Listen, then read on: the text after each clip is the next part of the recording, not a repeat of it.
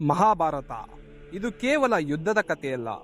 ಮಾನವರ ಮನಸ್ಸು, ರಾಜಕೀಯ, ತಂತ್ರ, ಶಾಪ, ದೈವದ ಕತೆ ಎಲ್ಲವನ್ನೂ ಸೇರಿಸಿಕೊಂಡ 6,000 ವರ್ಷಗಳ ಹಳೆಯ ವಿಶ್ವದ ಅತಿ ದೊಡ್ಡ ಗ್ರಂಥ. ಇಲ್ಲಿ ಕೇಳುವ ಕಥೆಗಳು ಜನರಿಗೆ ತಿಳಿದಿಲ್ಲ. ಕಾರಣ ಇವು ಆಳದ ಸಂಶೋಧನೆಯಿಂದ ಮಾತ್ರ ಗೊತ್ತಾಗುವ ಗೂಢ ಸತ್ಯಗಳು. ಇಂದಿನ ಕಥೆಗಳು 20 ಅಪರೂಪದ ರಹಸ್ಯಗಳನ್ನ ಸಂಪೂರ್ಣವಾಗಿ ಹೇಳುತ್ತೇವೆ. ಕೊನೆವರೆಗೂ ವಿಡಿಯೋವನ್ನ ನೋಡಿ. ಕುರುಕ್ಷೇತ್ರ ಯುದ್ಧಕ್ಕೆ 4 ಬಾರಿ ಬ್ರೇಕ್. ಜನರಿಗೆ ಗೊತ್ತಿಲ್ಲ, ಯುದ್ಧ 18 ದಿನ ಆದರೆ ಮಧ್ಯದಲ್ಲಿ 4 ಬಾರಿ ಯುದ್ಧ ಸಂಪೂರ್ಣ ನಿಲ್ಲಿಸಲಾಗಿತ್ತು. ಭೀಷ್ಮ ಬಿದ್ದ ನಂತರ, ದ್ರೋಣನ ಸತ್ಯ ಪರೀಕ್ಷೆಯ ನಂತರ, ಘಟೋತ್ಕಚನ ಮರಣದ ರಾತ್ರಿ, ಕರ್ಣ ಅರ್ಜುನ ಯುದ್ಧದ ಮುನ್ನ. ಪ್ರತಿ ಬಾರಿ ಕೃಷ್ಣ ಶಾಂತಿ ಪ್ರಸ್ತಾಪ ತಂದ, ಆದರೆ ಧೃತರಾಷ್ಟ್ರ, ದುರ್ಯೋಧನ ನಿರಾಕರಿಸಿದರು. ಎರಡನೆಯದು, ಕರ್ಣನು ಪಾಂಡವರಿಗಿಂತ ವಯಸ್ಸಿನಲ್ಲಿ ದೊಡ್ಡವನು. ಕೌರವ ಪಾಂಡವರ ಮಧ್ಯದಲ್ಲಿ ಕರ್ಣನು ವಯಸ್ಸಿನಲ್ಲಿ ಅತ್ಯಂತ ಹಿರಿಯ.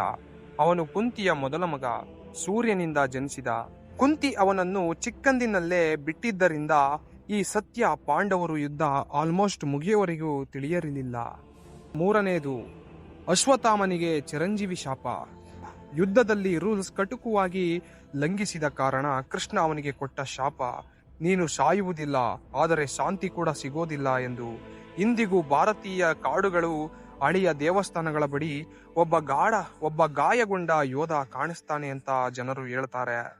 ಪಾಂಡವರು ಅಡವಿಯಲ್ಲಿ 1000 ವರ್ಷ ಇರಲಿಲ್ಲ. ಜನಕತೆ ಹೇಳೋ ಮಾತು ಪಾಂಡವರು 1000 ವರ್ಷ ಅಡವಿಯಲ್ಲಿ ಇದ್ದರು ಅಂತ. ಇದು ಪುರಾಣಗಳಲ್ಲಿ ಬಂದ ಸ್ಥಳೀಯ ದಂತಕತೆ. ಆದರೆ ಮಹಾಭಾರತದಲ್ಲಿ ಸರ್ಕಾರಿ ಹೆಜ್ಜೆ ಗುರುತು 100 ವರ್ಷ ಅರಣ್ಯವಾಸ ಪ್ಲಸ್ 12 ವರ್ಷ ಅರಣ್ಯವಾಸ ಪ್ಲಸ್ 1 ವರ್ಷ ಅಜ್ಞಾತವಾಸ ಮಾತ್ರ. ಅರ್ಜುನನ 2 ಶಾಪಗಳು. ಒಂದು, ಊರ್ವಶಿಯ ಶಾಪ. ಅರ್ಜುನನು ಅವಳನ್ನ ತಾಯಿ ಸಮಾನ ಅಂದ ಕಾರಣ ಊರ್ವಶಿ ಅವನಿಗೆ ನಪುಂಸಕ ಶಾಪ ನೀಡಿದಳು. ಈತನಿಂದಲೇ ಅವನು ಅಜ್ಞಾತವಾಸದಲ್ಲಿ ಬೃಹನ್ನಳ ಆಗಿ ಉಳಿದ. ಎರಡನೆಯದು, ಕೌರವರ ರಕ್ತ ಸುರಿಸಬೇಡ ಎಂದದ್ದು. ಹಿರಿಯರಿಂದಲೇ ಅರ್ಜುನ ಅನೇಕ ಯುದ್ಧಗಳಲ್ಲಿ ಅತಿಯಾದ ರಿಸ್ಟ್ರೈಂಟ್ ತೋರಬೇಕಾಗಿತ್ತು. ದ್ರೋಣಾಚಾರ್ಯರು ಕತ್ತಿಯಿಂದ ಅಲ್ಲ, ಸತ್ಯದಿಂದ ಸತ್ತರು. ದ್ರೋಣಾಚಾರ್ಯರು ಕೆಡವಿದ್ದದ್ದು ಭೀಮನ ಬಾಯಿ ಮಾತಲ್ಲ, ಯುಧಿಷ್ಠಿರನ ಸತ್ಯ ವಿರುದ್ಧವಾದ ಒಂದು ಶಬ್ದ. ಅಶ್ವತ್ಥಾಮ ಸತ್ತ. ಶಬ್ದ ಕೇಳುತ್ತಿದ್ದಂತೆ ದ್ರೋಣನ ಮನಸ್ಸೇ ಕುಸಿದಿತ್ತು. ಆಗ ದ್ರೋಣ ಯುದ್ಧ ಬಿಟ್ಟು ಜ್ಞಾನಕ್ಕೆ ಕುಳಿತ. ಆ ಕ್ಷಣದಲ್ಲಿ ದೃಷ್ಟ್ಯದ್ಯುಮ್ನನು ಅವನನ್ನ ಕೊಂದ. ಕೌರವರು 100 ಅಲ್ಲ 101. ದುರ್ಯೋಧನ, ದುಶ್ಯಾಸನ ಸೇರಿ 100 ಅಣ್ಣ ತಮ್ಮಂದಿರು ಪ್ಲಸ್ ಒಬ್ಬಳು ಅಕ್ಕ ದುಶ್ಯಲ. ಅವಳ ಕಥೆಯನ್ನ ಹಲವಾರು ಜನರಿಗೆ ಗೊತ್ತೇ ಇಲ್ಲ. ಘಟೋತ್ಕಚ ಕರ್ಣನ ಶಕ್ತಿಯನ್ನು ತೆಗೆದ ಯೋಧ. ಘಟೋತ್ಕಚ ಮರಣವು ಕೇವಲ ಯೋಧನ ಸಾವಲ್ಲ, ಯುದ್ಧದ ತಿರುವು. ಶಕ್ತಿ, ಅಸ್ತ್ರ, ಕರ್ಣನ ಜೀವಾಳ. ಅದನ್ನ ತೆಗೆಸೋಕೆ ಘಟೋತ್ಕಚನ ಬಲಿಬೇಕಾಗಿತ್ತು. ಅರ್ಜುನನು ಕೃಷ್ಣನ ವಿರುದ್ಧ 3 ಬಾರಿ ನಿಂತಿದ್ದ. ಒಂದು, ದೇವಲೋಕಕ್ಕೆ ಹೋದಾಗ.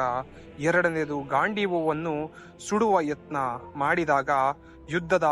ಮೂರನೆಯದು, ಯುದ್ಧದ ಮಧ್ಯದಲ್ಲಿ ಭಯಗೊಂಡ ಕ್ಷಣದಲ್ಲಿ. ಕೃಷ್ಣನು ಪ್ರತಿ ಬಾರಿ ಅವನನ್ನು ದಾರಿ ತೋರಿಸಿದ. ಯುಧಿಷ್ಠಿರನು 3 ಬಾರಿ ಆಲ್ಮೋಸ್ಟ್ ಸಾಯುತ್ತಿದ್ದ. 3 ಬಾರಿ ಯುಧಿಷ್ಠಿರನ ಜೀವ ಆಲ್ಮೋಸ್ಟ್ ಹೋಗಬೇಕಾಗಿತ್ತು. ಮೊದಲನೆಯದು ಕರ್ಣನ ವಿರುದ್ಧ, ಎರಡನೆಯದು ದ್ರೋಣನ ವಿರುದ್ಧ, ಮೂರನೆಯದು ಭೀಷ್ಮನ ವಿರುದ್ಧ. ಕೃಷ್ಣ ಮಧ್ಯದಲ್ಲಿ ಪ್ರವೇಶ ಮಾಡದಿದ್ದರೆ ಯುದ್ಧದ ನಾಯಕ ಬದಲಾಗುತ್ತಿತ್ತು. ಗಣೇಶ ವ್ಯಾಸರ ಬರವಣಿಗೆಯ ಒಪ್ಪಂದ. ಗಣೇಶನ ಷರತ್ತು, ವ್ಯಾಸ ನೀವು ಇಲ್ಲದೆ ಹೇಳಬೇಕು ಅಂತ. ವ್ಯಾಸನ ಷರತ್ತು, ಗಣೇಶ ನೀವು ಅರ್ಥ ಮಾಡಿಕೊಂಡು ಮಾತ್ರ ಬರೆಯಬೇಕು ಎಂದು. ಯಾವಾಗಲಾದರೂ ವ್ಯಾಸಗೆ ಟೈಮ್ ಬೇಕಾಯಿತು ಅಂದ್ರೆ ಅವನು ಅತ್ಯಂತ ಜಟಿಲ ಶ್ಲೋಕ ಹೇಳ್ತಿದ್ದ. ಮಹಾಭಾರತದ ಅಖಿಲ ಭೂಮಿಯ ಯುದ್ಧ. ಇದು ಕೇವಲ ಹಸ್ತಿನಾಪುರ, ಇಂದ್ರಪ್ರಸ್ಥ ಯುದ್ಧ ಅಲ್ಲ. ಪೂರ್ವ, ಪಶ್ಚಿಮ, ಉತ್ತರ, ದಕ್ಷಿಣ ವಿಶ್ವದ ಎಲ್ಲಾ ರಾಜ್ಯಗಳು ಸೇರಿದ್ದವು. ಕರ್ಣನ ರಕ್ತ ಬಣ್ಣ ಬದಲಾಗಿದ್ದ ದಿನ. ಕವಚ ಕುಂಡಲ ಡಿವೈನ್ ಆಗಿದ್ದ ಕಾರಣ ಅವನ್ನ ತೆಗೆದಾಗ ಮಾನವ ರಕ್ತದ ಬಣ್ಣಕ್ಕೆ ಬದಲಾಗಿದ್ದೆ ಎಂದು ಪುರಾಣಗಳ ವಿವರಣೆ ಇದೆ. ದ್ರೌಪದಿಯ ಪೂರ್ವಜನ್ಮ. ದ್ರೌಪದಿ ಪೂರ್ವ ಜನ್ಮದಲ್ಲಿ ದೇವತೆಗಳಿಗೆ ಹೇಳ್ತಿದ್ಲು 5 ಗುಣಗಳ ಗಂಡ ಅಂತ. ಅದರ ಕಾರಣ ಅವಳು 5 ಪತ್ನಿಗಳನ್ನ ಪಡೆದಳು. ಕೃಷ್ಣನು ಯುದ್ಧ ನಿಲ್ಲಿಸುವ ಯತ್ನ. ಕೃಷ್ಣನ ಮೊದಲ ಮಿಷನ್ ಯುದ್ಧವಲ್ಲ, ಶಾಂತಿ. ಅವನು ಕೊಟ್ಟ ಪ್ರಸ್ತಾಪ 5 ಊರು ಕೊಡಿ, ಯುದ್ಧ ಬೇಡ ಅಂತ. ಆದರೆ ದುರ್ಯೋಧನ ಒಪ್ಪಲಿಲ್ಲ. ಸಂಜಯದ ದೈವದೃಷ್ಟಿ. ಧೃತರಾಷ್ಟ್ರನ ಸಪ್ತಾಹ ದೀರ್ಘ ದುಃಖ ನೋಡುವುದಕ್ಕೆ ವ್ಯಾಸ ಸಂಜಯನಿಗೆ ದಿವ್ಯ ದೃಷ್ಟಿ ಕೊಟ್ಟ ಅಂತ. ಸಂಜಯನ ವಿವರಣೆಗಳು ಇಂದಿಗೂ ಸೈಕಾಲಜಿ ಡೀಟೇಲ್ಸ್ ಆಗಿದೆ. ಅಭಿಮನ್ಯು ಚಕ್ರವ್ಯೂಹ ಅರಿತಿದ್ದ, ಆದರೆ ಹೊರಬರುವ ಮಾರ್ಗ ಯಾರೂ ಕಲಿಸಲಿಲ್ಲ. ಅವನು ಆಫ್ ನಾಲ್ವೇಜ್ ಯುದ್ಧ ಮಾಡಿದ. ಅದಕ್ಕೆ ಯುದ್ಧ ಅತಿ ಕ್ರೂರ ಕ್ಷಣ ಎನ್ನಲಾಗಿತ್ತು. ಭೀಷ್ಮರು ಮರಣವಾಗದೆ ಯುದ್ಧ ಮೈದಾನದಲ್ಲಿ ತಿಂಗಳುಗಳಷ್ಟು ಕಾಲ ಇದ್ದರು.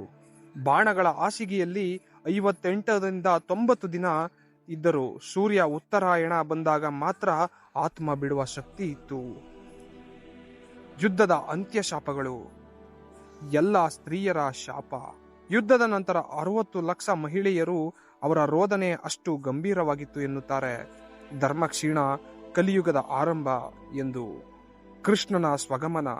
ಕೃಷ್ಣನ ಮರಣ ಯಾದವ ವರ್ಗದ ಅಂತ್ಯ ಮತ್ತು ದುಷ್ಕರ್ಮಗಳ ಫಲ ಎಂದು ಹೇಳಲಾಗುತ್ತದೆ.